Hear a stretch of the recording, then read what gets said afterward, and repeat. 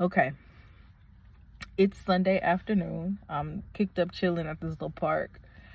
But I wanted to. Oh, that's the. Let me see. Hold on. I guess I ain't gonna be able to do nothing with that. But I wanted to. Now everybody gonna be okay. Listen, I'm tripping. Okay, let's see. Let's do it this way. No, now I look oily, girl. Okay, there we go. It's been a minute since I've got on here and just done like a video diary. So I'm gonna do that really quick. And I'm gonna try to make it like, maybe 10-15 minutes long. Okay, here we go. There we go.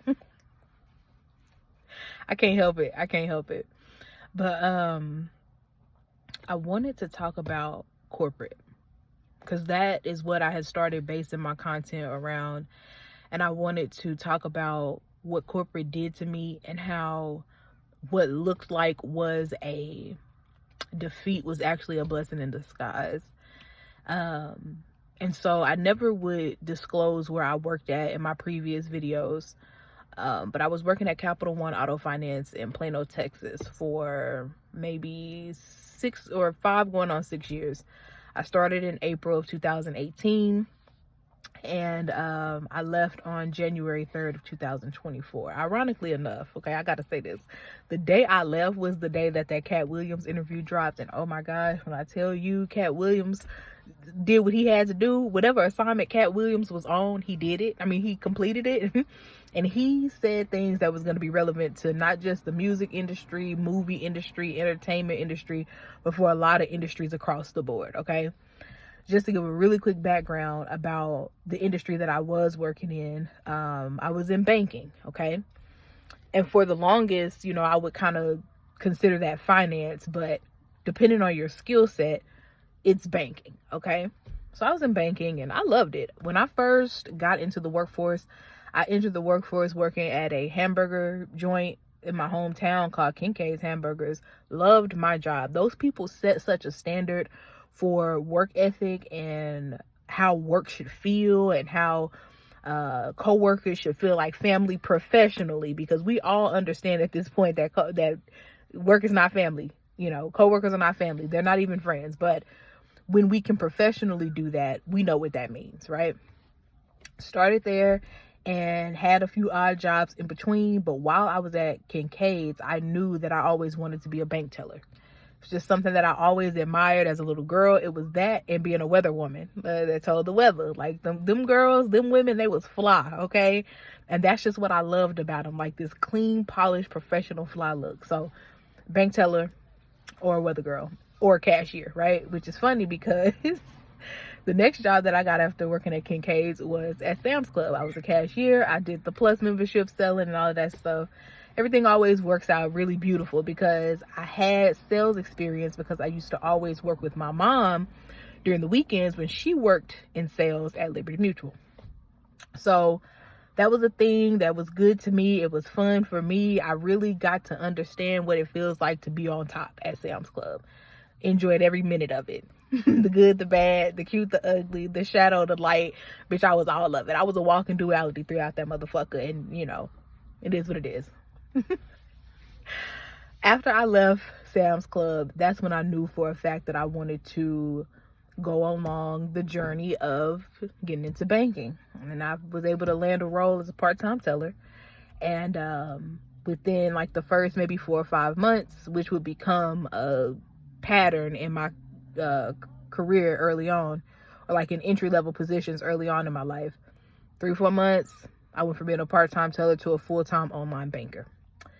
Went after that role, got it, was ecstatic. It was all set up the way that it was supposed to be set up. Spent some time there and really enjoyed that time there. And was also trying to figure out how I was going to finish school, and had already been to one university. Now I'm in my second university while I'm banking, bringing home $14.50 an hour. And this was in like 2014, 2015. So do the economics, okay? And also bringing home monthly bonuses anywhere from like $1,700 to $2,400 a month at 24 years old. Okay, like clock that T. It matters because it taught me a lot about, again, what it feels like to be on top and want the most and want the better. Top notch hoes. Get the what? Most, not the lesser. That's always been me. So I love that time there. but this would be the first time that I would encounter a hater. And then from there, I moved on to Liberty Mutual. Left the school I was at. Loved working at Liberty Mutual because it was like a full circle familiar moment in my life. That didn't work out the way that I thought it would, which, as I've gotten older, in hindsight, I understand that a lot of the plans that I put together as a child, and I do consider myself a child in my 20s, when I was in my 20s, they were 20-year-old plans, okay? They were set up to fail. So keep that in mind. So the Liberty Mutual situation did not work out like I thought it would, but again, had a situation. Within 30 days of being on the floor, fresh out of training, they were ready to promote me to the next level up, right? Just always been able to exhibit more advanced skills, but I think it had more to do with the fact that I was consistently going through school at that time, and I was still building these professional skills, but it was not in the field that I wanted to be in, which is graphic design. So, after I leave Liberty, this is when I go to Capital One. And again, here's another situation where I'm like, okay, familiar full circle moment. I'm back in banking. I'm doing what I do. I literally picked up where I left off when I left the Texas Trust Credit Union that I was working at as a online banker. I was doing refinances and a whole bunch of other stuff, but the last thing that I remember learning that became the skill set that would transfer and be the most successful for me later on was this skill in refinance. So I started as a refinance specialist. Again, another pattern, another trend. Within 9 months of being there, I'm already at a place where they're acknowledging me on a competent level of exceptional. I may have talked about these things, so I'm not going to get into the details of this particular part of the journey, because it may be time for another video, or I may have already spoken on it. But within 9 months of getting hired on at Capital One, I was deemed exceptional in relation to my competencies, and then everything went to hell from there. Everything went to fucking hell, okay? But you know what? I seen a meme one day and it said, the devil thought he won until day 3, okay? The enemies that were around me, they thought they won until year 33. So here we go. When I left Capital One, I had a lot of time to reflect. And based off of my history of stopping jobs, stopping jobs, beginning at things and failing. I'm sorry, my attention got distracted. Let me get back here. I thought that when I left Capital One this year that I was going to have a speedy recovery. And I did not.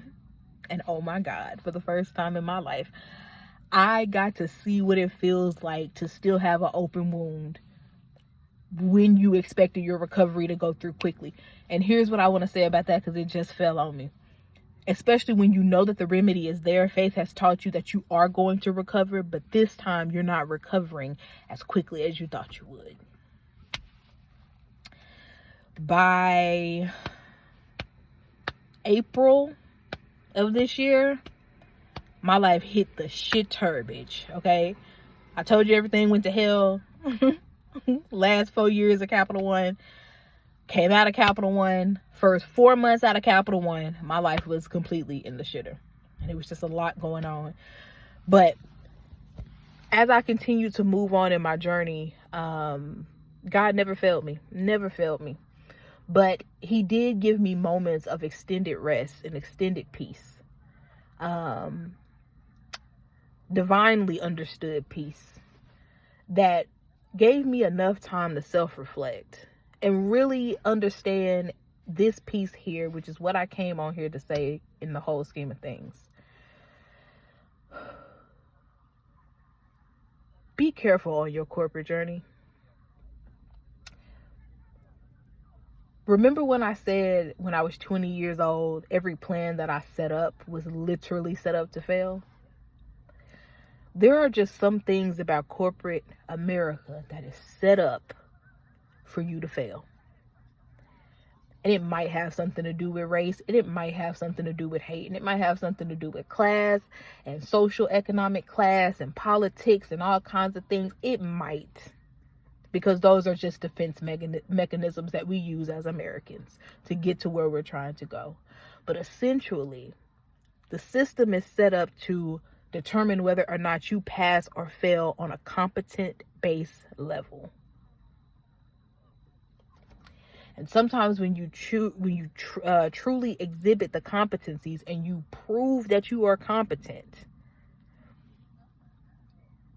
well, then a lot of the systematic requirements go out of the system or go out of the equation.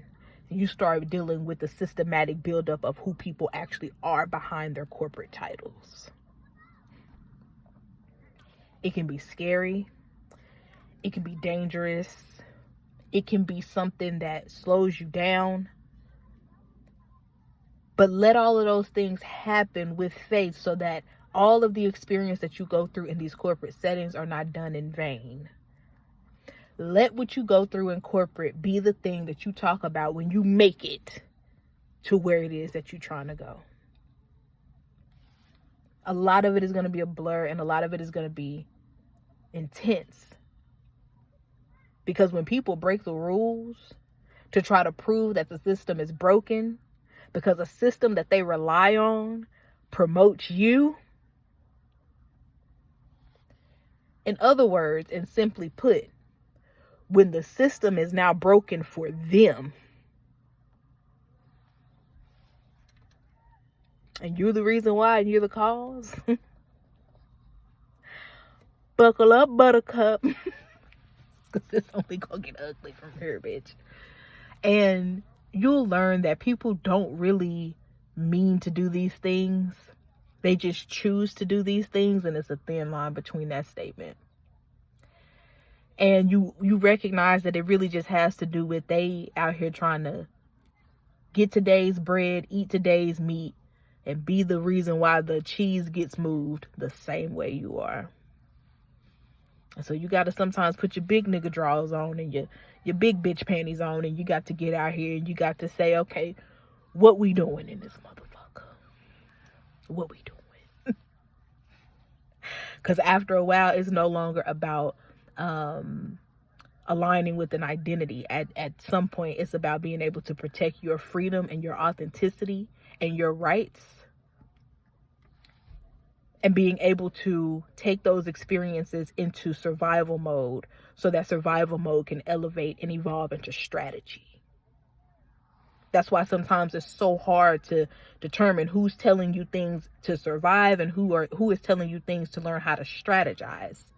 But you don't really know until you're put in situations where you have to decide. You have to make decisions. And once you start making better decisions, you understand better why at some point people made decisions that harmed you. It's never personal. It's always political. It's never personal, baby. It's always professional. And all you got to do is get in there and make sure that it's always political and professional as well. And trust and believe, because God has put a gift and a blessing on you and God has promoted you to this level, what you do politically and what you do professionally starts to benefit the main people who matter in the situation profitably. And that's when you know.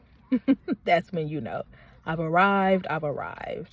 Trying to let these people walk by so I don't look like I'm crazy talking on this phone, but it's a really pretty day and the light is beautiful right here and the background is just matching. And I said, yeah, I gotta take care of this. I gotta take advantage of this moment because harmony is existing right now.